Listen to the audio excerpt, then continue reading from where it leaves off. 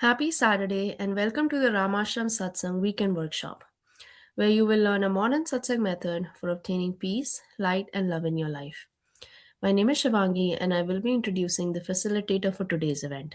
But first, I would like to give you a brief overview to this Satsang session. If you'll direct your attention to the screen, you will see that the first element is Satsang. Satsang is a scientific method whereby we may obtain peace, light, and love in our lives. It requires no physical skill, spiritual accomplishment, or meditation experience to begin this practice. Satsang consists of two words, Sat and Sang. Sat means positive energy, and Sang means to be with or to be in the presence of. Therefore, the word Satsang means to be in the presence of positive energy. The next element is meditation. Meditation is an important part of Satsang. When we meditate, our consciousness is drawn from worldly objects and directed inward to focus on a single thought. In doing so, our minds become calm and our thoughts become pure, leading us to higher states of consciousness such as enlightenment, peace, light, and love. Inner orientation. There are two types of satsangs, inner satsang and outer satsang. An example of outer satsang would be chanting or attending pilgrimages. When we practice outer satsang, we have the potential to change our behavior, but it is only through the practice of inner satsang can we obtain higher states of consciousness such as enlightenment, peace, light, and love. This is the type of satsang we will learn today where we meditate in silence. Group sessions. These weekend workshops are structured for group participation. When we meditate as a group, our focus is improved and our personal progress along our spiritual path is expedited. By regularly attending these weekend workshops, the benefits of group participation are amplified. Joy and inner happiness. All beings wish to experience joy. Joy is the eternal longing of the soul, but it is only through the practice of inner satsang can we obtain a joyous state. Each time we practice satsang, our inner happiness gradually increases, ultimately culminating in a state of joy that we experience 24 hours a day, 7 days a week. Next, the agenda for today's session consists of three parts: the informative session, the practice session, and the interactive session. During the informative session, a lecture will be given about a satsang topic, our founder, or some relevant spiritual topic. During the practice session, instructions on how to meditate will be given, followed by a brief period of practice. During the interactive session, you will have the opportunity to ask questions or there will be a panel discussion. And now, I would like to introduce the facilitator for today's event. He has over 40 years of satsang experience. He is the grandson of Guru Maharaj, the founder of Ramashram Satsang Mathura. He was born into a satsang family where he witnessed his family members obtaining states of enlightenment and live lives of peace, light, and love. At an early age, he began traveling with the mission throughout India, facilitating satsangs. During that time, he witnessed the positive effects that satsang could have on mankind. Upon arriving in the United States, both he and his wife continued to facilitate satsangs for local satsangis. He has led teams of satsang members in translating important satsang literature into English and has worked tirelessly to make satsang more accessible to Western and English speaking audiences. He currently travels throughout the United States, India, and England, facilitating satsangs while maintaining his duties as a husband, a father, and an IT executive. Today, he will teach us a rare and ancient form of satsang as taught by our Guru Maharaj.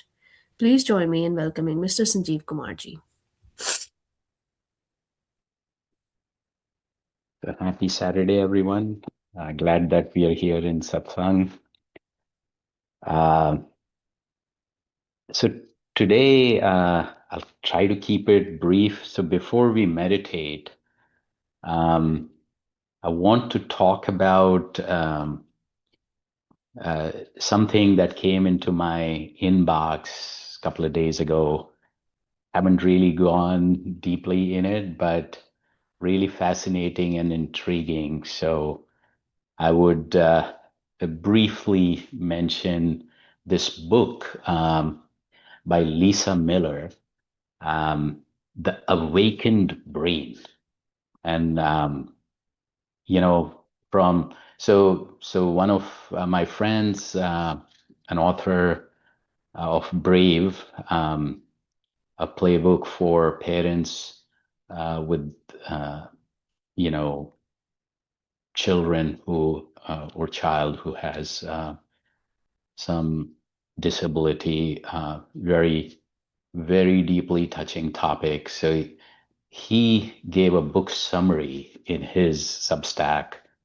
So those who are connected with me on Substack, I'll restack that with my comments because this book almost looks like parts of it I could have written, or I uh, stuff that I intend to write, and it's still work in progress, almost for decades now. So going into it, this. Um, so the awakened brain, why spirituality is not optional for mental health. And this is, I would have just, I think in these sessions, I have several times taken this up. I believe that what is happening in neuroscience lately would actually help people um, realize the value of spirituality and meditation a lot more than ever. Um, you know, because I think uh, the ancient wisdom and the ancient ways of explaining it have become a little obsolete. But neuroscience gives it a whole new way or perspective to digest for us. So, just briefly mentioning this, so we live in an age of unprecedented mental health struggle. And I can relate with this personally. Um, the World Health Organization tells us 264 million people worldwide are living with depression. Um, it is the third most costly disability on the planet. Yet our best available treatments, therapy, and medication help some people, but leave many others still searching. So, what are we missing? So, Dr. Lisa Miller, a clinical psychologist and researcher at Columbia University, uh, spent a lot of time, decades, on this. And what she found, the brain has a built in spiritual capacity. And when we neglect it, we suffer.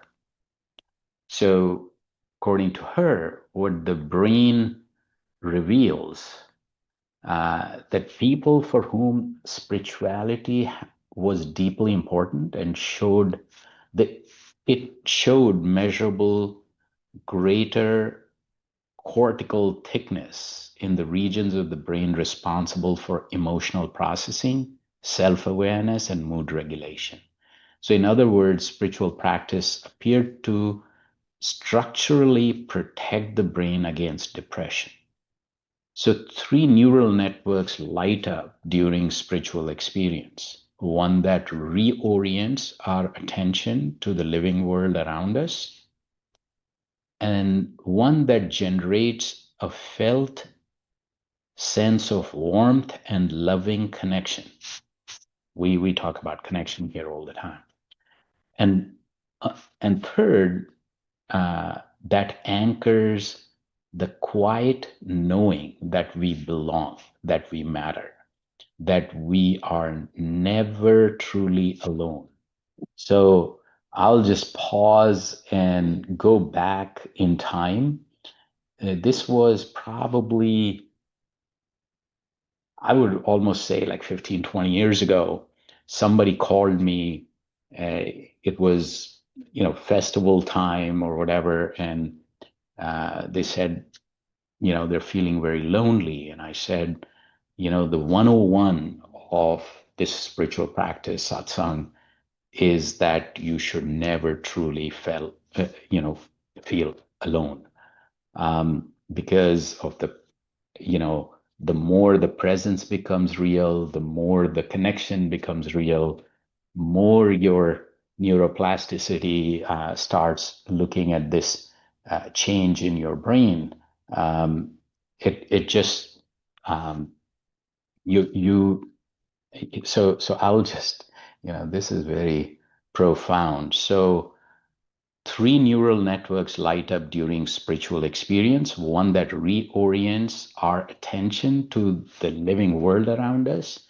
So it reorients, gives you a new perspective, generates a sense of warmth and loving connection. So, interestingly, you sit alone, you close your eyes, and the byproduct of that practice is that you feel more integral to the environment, to nature, and everything. And third, it anchors the quiet knowing that we belong, that we matter, that we are never truly alone. Amazing. Um, so now this is another important piece that she comes out with. Two ways of moving through life. I would have said three, but then let's stick with this for now. So Miller describes two modes of awareness that are always available to us. Achieving awareness. Achieving awareness is the mode most of us live in most of the time. So it's, in my three energy discussion, this is the Rajasic mind or, ambitious mind or whatever. So it asks, how do I get and keep what I want? It is focused, driven, goal oriented, things that I hear all the time, especially in the work environment. So achieving awareness is the mode most of us live in most of the time. It asks, how do I get and keep what I want? It is focused, driven, goal oriented, necessary. So it's absolutely necessary, but incomplete. When overused, it carves pathways of anxiety, craving, and isolation in the brain. So then the second one is awakened awareness. This is something different. It asks, what is life showing me right now? It sees more, connects more, opens us to meaning and insight that achieving awareness simply cannot access. I mean, phenomenal statement here. So awakened awareness is something different. It asks, what is life showing me right now? So being in present moment in some ways. It sees more. It connects more. It opens us to meaning and insight that achieving awareness simply cannot access. The healthiest life, Miller argues, integrates both. And I think I would go to a lot of Guru Maharaj's writings and teachings where he mentioned integrate, the world and spirituality in a way that you cannot even differentiate to a point where you operate at a higher ground in the world. Um, so she calls this a quest orientation. How interesting. One of the title of my book, which is kind of there in some way, shape, or form somewhere, yet to be published, but it's called Life Quest. So anyway, going back to Lisa Miller, so the awakened brain, she calls this integrated approach of awakened awareness and achieving awareness as quest orientation, a lifelong, open, curious movement between striving and surrendering, between doing and receiving. Couldn't have been said better. Then she goes and talks about 5 spiritual phenotypes we all share. So, in the study of 5,500 participants across India, China, and US, spanning Christianity, Islam, Hinduism, Buddhism, and those with no religious affiliation, Miller's team identified 5 dimensions of spirituality that appear to be universal. And we talk about that here all the time. Altruism, love of neighbor as self, a sense of oneness, the practice of sacred transcendence, and adherence to a moral code. So these are not the property of any one tradition. They appear to be written into us, expressions of what it means to be human. And I think those who have participated, and lots of us have been in these sessions and other traditional satsang sessions, you know, this Guru Maharaj has written in so many different ways, in so many different contexts. So, altruism, love of neighbor as self, a sense of oneness, the practice of sacred transcendence, and adherence to a moral code. I mean, this is amazing. Um, and then one of the deepest findings Miller talks about is daily lived altruism. So Miller suggests may not just uh, it may not just correlate with mental health, it may be curative. So unlike medication, which addresses symptoms, relational spirituality appears to address something more structural, something more foundational. The awakened brain does not just protect us, it calls us towards a better way of living, towards connection, towards service, towards one another. So these findings resonate deeply with what Satsang has always known. When we sit together in truth, in sincerity, in the presence of something larger than ourselves, we are not engaging in ritual for its own sake. We are exercising the very neural architecture that keeps us, uh, which I would call at a higher state, which then makes us operate at a higher state. And Guru Maharaj understood this, you know, and wrote about it a century ago. So, um, wow, fascinating. Um, so this is definitely a deep subject, and we'll probably talk more about it in some way, shape, or form. Anyway, these subjects are not just intriguing; they are at the core of satsang in so many ways. But to achieve this,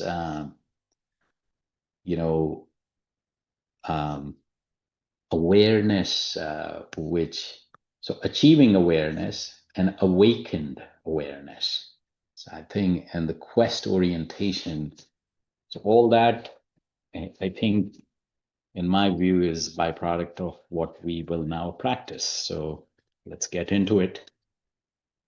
Um, so first, so I think I don't think this summary I highlighted that, but um, somewhere it also said that we are not inventing peace. Peace is within us. And so I think our quest is to achieve that within us. So part of that is inward orientation, concentration, deep meditation, and then achieve this higher awareness or, awakened awareness. So first step is eyes lightly closed, and then to concentrate, to look inwards, we make sure that the mind, the distraction to our mind are minimized. So sensory input to the eyes, so we close them lightly. And because every time the body moves, our mind moves with it. So still and relaxed posture. The relaxed posture, because if there is any strains, we should scan the body, make sure there is no strain. So eyes lightly closed, still and relaxed posture. And then think of this presence of the source that, you can think of this transcendental energy in form of light. And this light is entering our heart, distributing throughout our body. And we are becoming one with this light. I'll say this again. Eyes lightly closed, still and relaxed posture, and then feel the presence, the source, based on your belief, of this conscious source of transcendental energy in form of light. So it's in form of light. So this light is right here, right now, in front of us. This light is entering our heart, enlightening it, and then distributing throughout our body. And we are becoming one with this light, getting completely and totally immersed in it. That's all we are doing. We're not doing anything else. We're just observing that we are in presence of this transcendental energy in form of light. This light is entering our heart, distributing throughout our body, and we're becoming one with this light. Mind will wander away naturally. And a lot of people say that, to concentrate, I use breath and I do chanting. All that you should do before getting into this meditation or after, or both.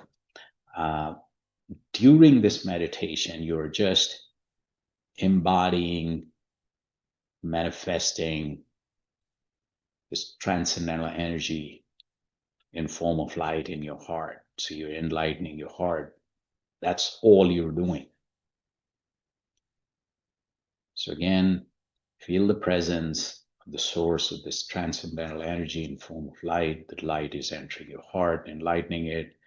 The light is getting distributed throughout your body. You are getting completely and totally immersed in it. You are becoming the light.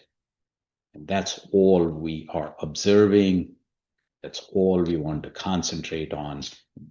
We'll start with music that helps concentration, then music fades away, and we go deep into silent meditation on this transcendental light. And then we'll transition out with music again. Let's start now.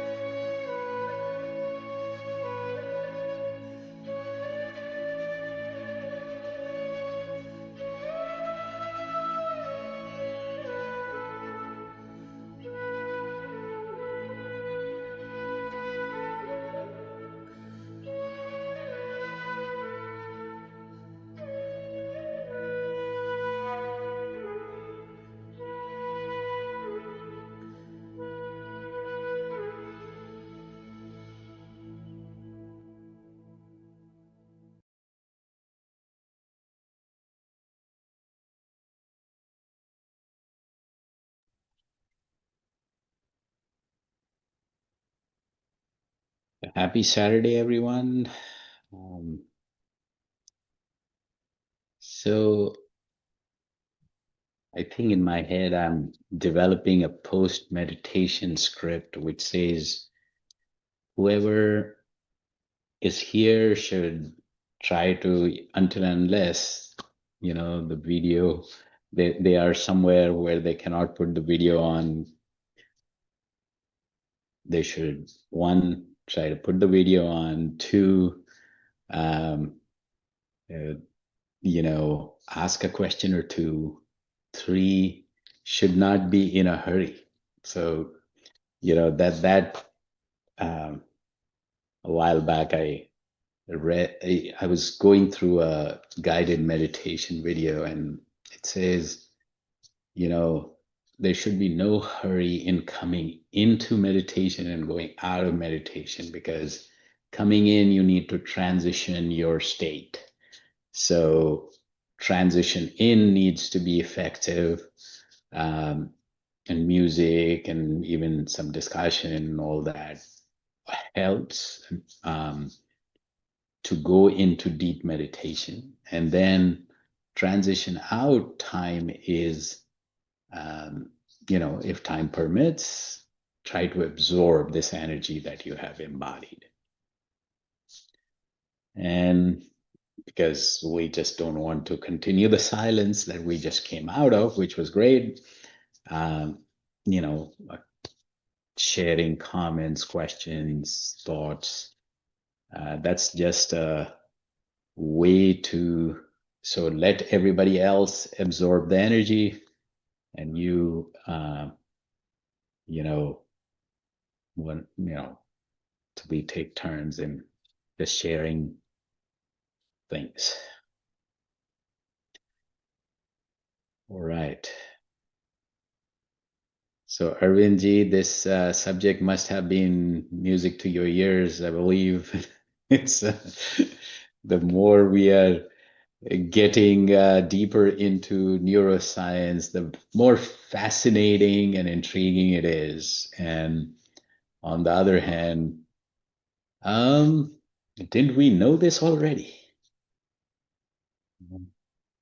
Namaskar, exactly, and very fortunate to join.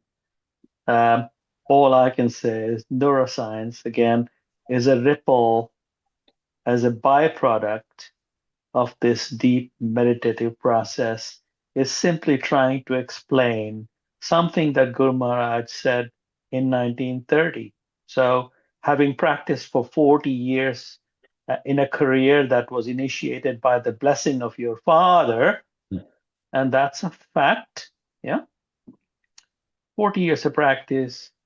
I can humbly say that neuroscience is trying to catch up, and everything you've said you know, is simply again supporting the process of this transcendental energy that helps us.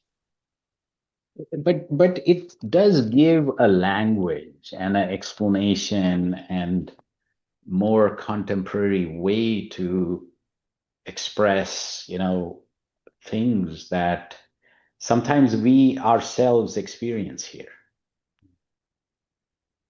That is an absolute fact. And as you've already suggested, there is structural brain changes as a Mm. direct result of true, not every meditation, but yeah, this kind of true, deep, transcendental meditation, and not for a short term, not come and go. It's a process, and prolonged participation is associated with structural and neurochemical brain changes, the soft wiring and hard wiring. And Sarah Miller's work, and she's a professor in psychology at Columbia University, clearly published in a big international medical journal, JAMA, Journal of American Medical Association, 2014 paper, clearly states, and it's published, and I've shared a link with you, Pujbaya, on your email. You can share it with participants if they want to see it.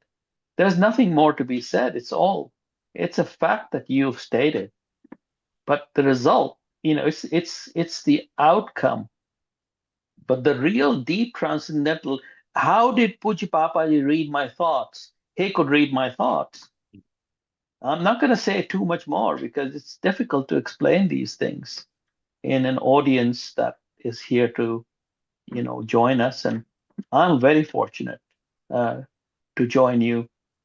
And there's nothing Actually, I can say. what I have realized is that, once you concentrate your mind, once you quote unquote get into this awakened awareness state, a lot of things that you cannot do right now, you would be able to do, including, reading people like a book. I mean, uh, uh, actually, I have seen in Guru Maharaj's writings that describes actually how you can. So it's very fascinating. Wow, we're learning. We're all learning here. And Yeah. Um, all right, Liz, good to see you. How are you?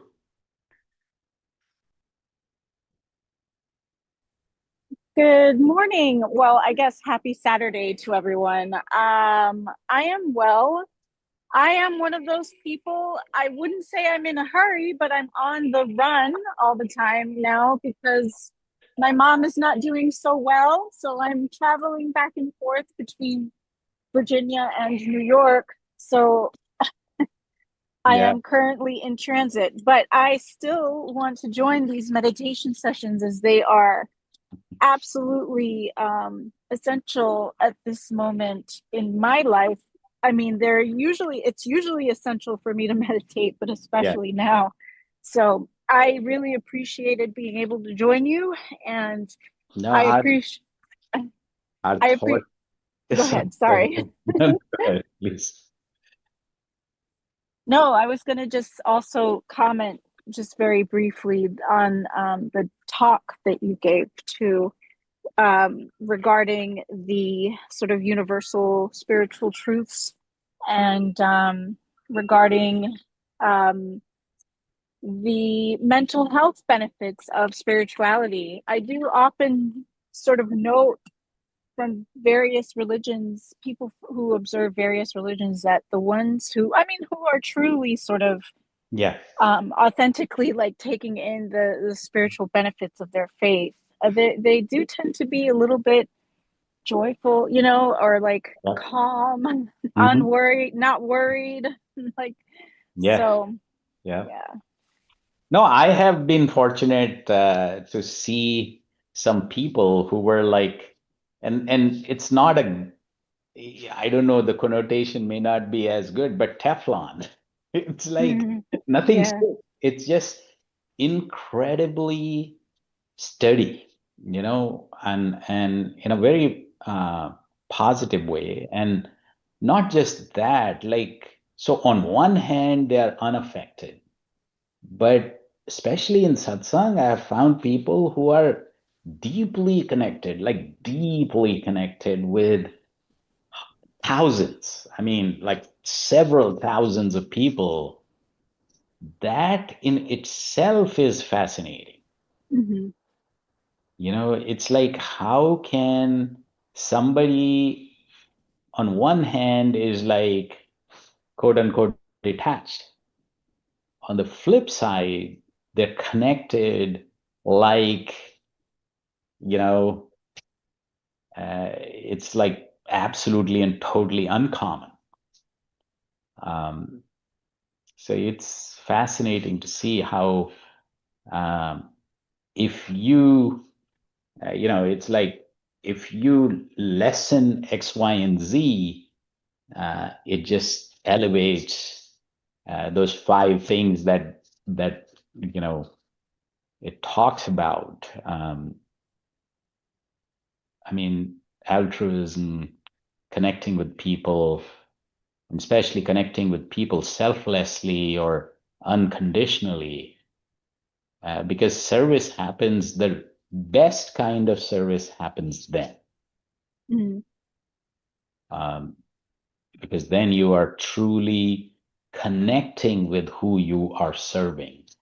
That makes a day and night difference in the both in the quality of the service as well as your sincerity and depth in service. Absolutely. Yeah. Takes out the ego part too. Which I think is usually, which gets in the way one way or the other most of the time. Right. Mm-hmm.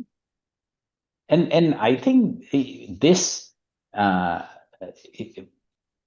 summary and the whole differentiation between achieving awareness and awakened awareness, because this a lot of people have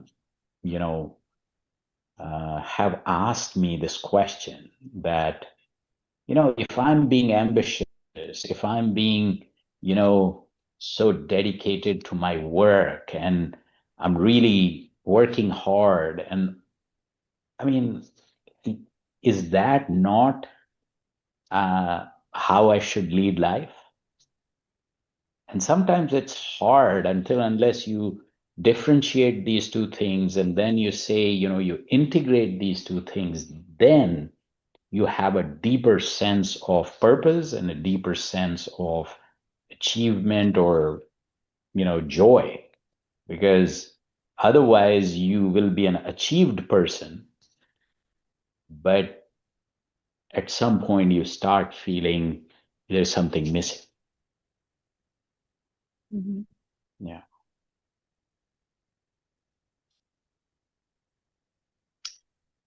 Very interesting. I have more thoughts on all that, but I'm going to pass the baton. No, if you want any let's say one more thing that you would like to share.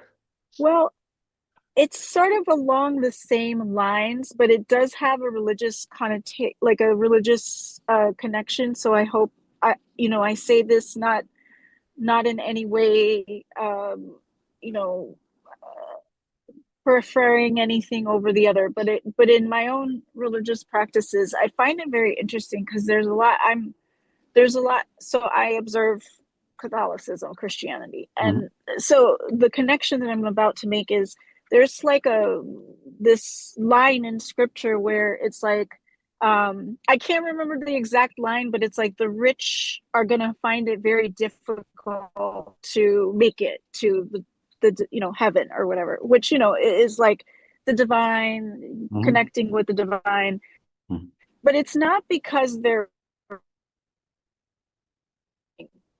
the message. I think the message is sometimes materialism is distracting. It's like increases your chances if you don't handle it carefully.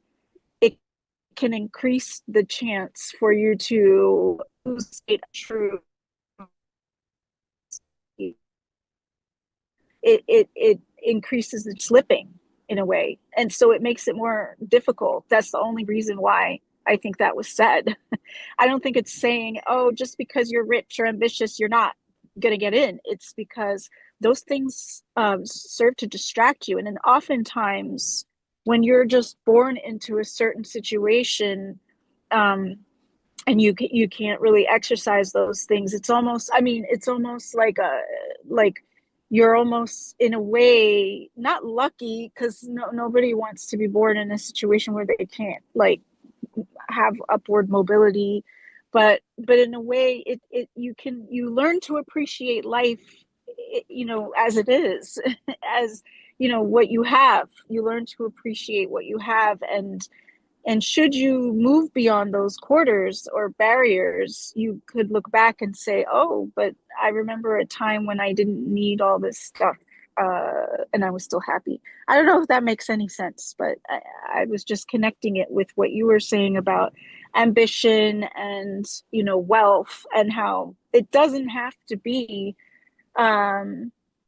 have to uh, come it doesn't have to be against this practice. It can still be integrated. It's just you have to be all the more careful, I think. That's all I was going to say.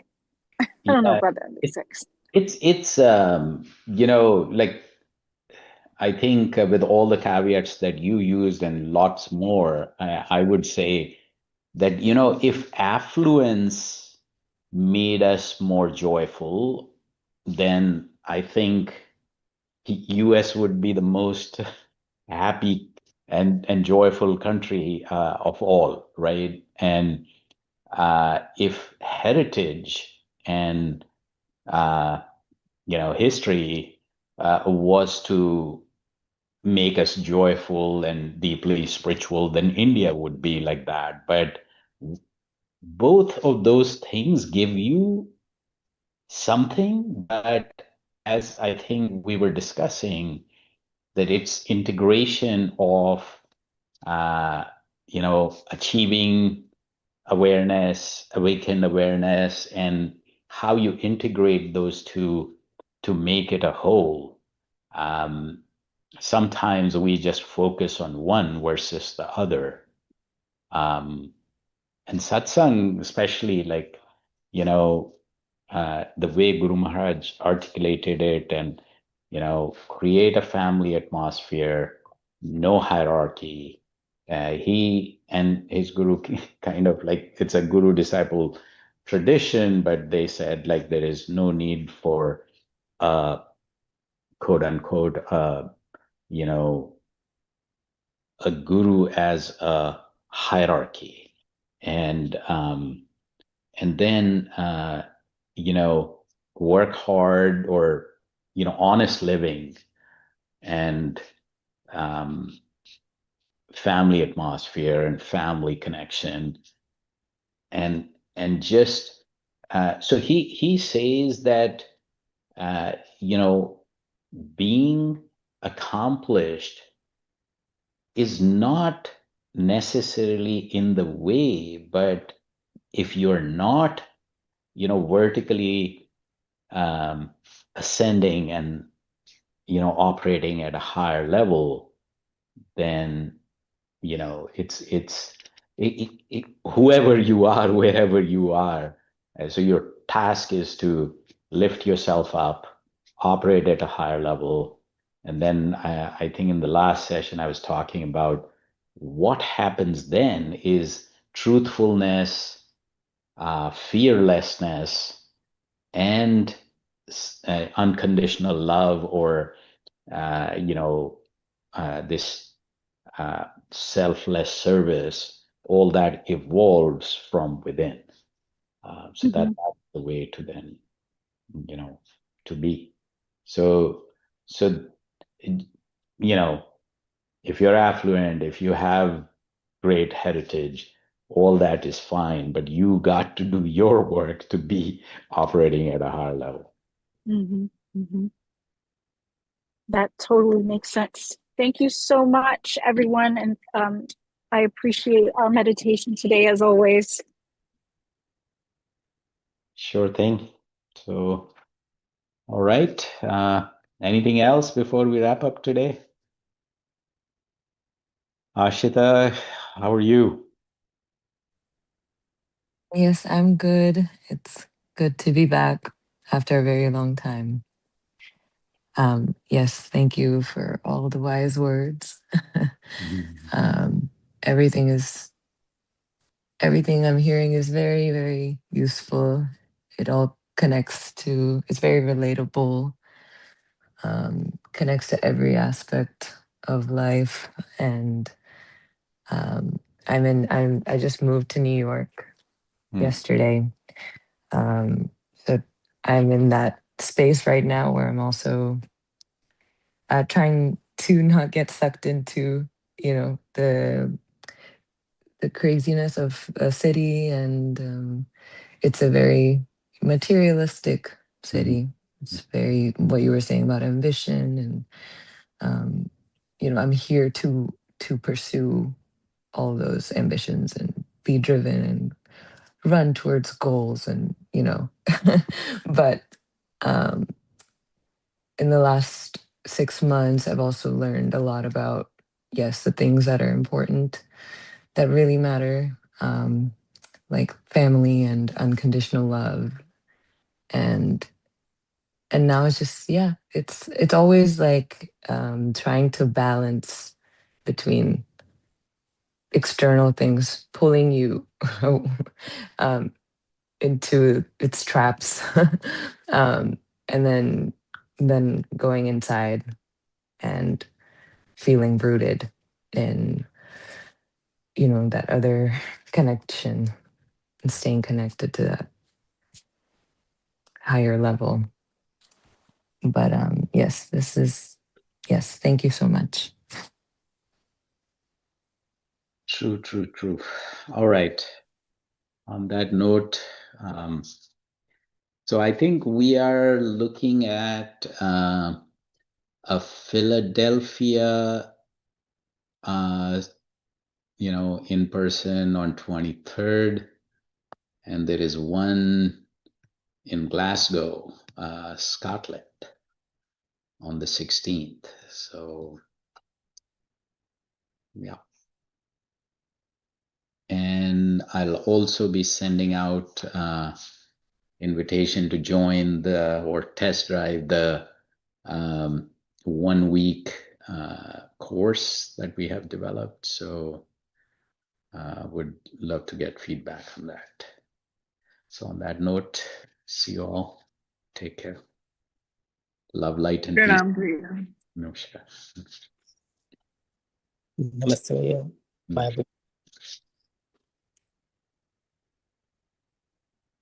Sadhu Charan's first name.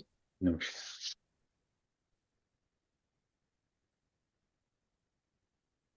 Pranam bhaiya.